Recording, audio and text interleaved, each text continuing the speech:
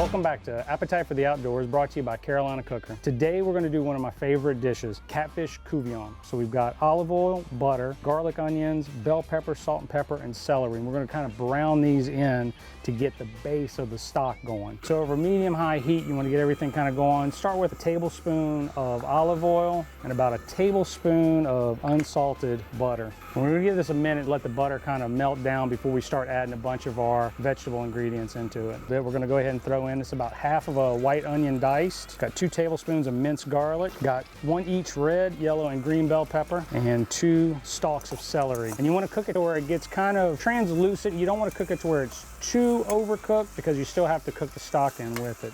Now that the vegetables are kind of about halfway cooked down, starting to soften up, we're going to go ahead and add in 1 whole can of Rotel tomatoes, original, and about a 1.5 cups worth of just diced tomatoes. And then we've got some flour. This is going to kind of help thicken it up. So you want to do about 1/4 cup of flour. Then we're going to go ahead and add in our chicken stock. Now this is at still pretty much a medium-high to high heat to kind of let everything really cook in and incorporate.